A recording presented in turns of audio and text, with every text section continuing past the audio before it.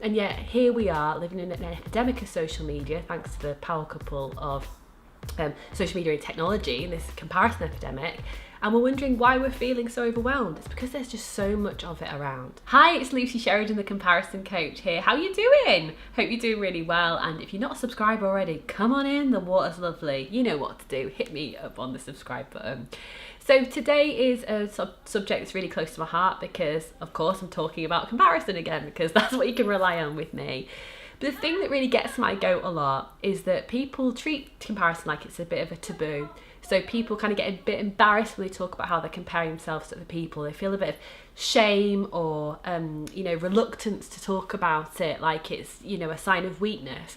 But I just want to set the record straight and say, if you find yourself experiencing comparison, welcome to the human race on planet Earth, because I don't think I know anyone that hasn't experienced it at some point in their lives. So many of us will have certain comparison triggers which feel like just follow us around. That's a real indicator of what we need to work on, absolutely. But before you do that, I don't want you getting all frustrated and feeling like you're weak or that you have to just smash through comparison, because sometimes it's just not that easy. We are, of course, living in a time where we're experiencing a comparison epidemic.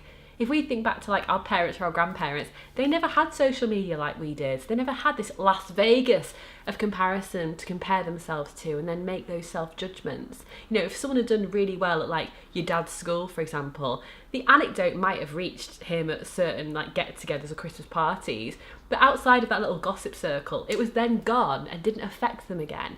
And yet here we are living in an epidemic of social media, thanks to the power couple of social media and technology, in this comparison epidemic, and we're wondering why we're feeling so overwhelmed. It's because there's just so much of it around. So if you're finding yourself a bit overwhelmed by comparison, know that you're not alone and know that your awareness is everything. I'll be sharing a video on what you can do to start to get over comparison, of course, in the coming time. But please don't feel ashamed or inferior because you experience comparison, because so many of us do.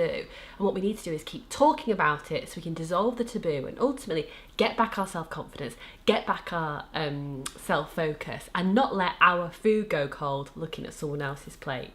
Thanks so much for joining me today. If you haven't already, have a good old binge of my videos. I would love to hear from you in the comments, and I'll be back to you really soon.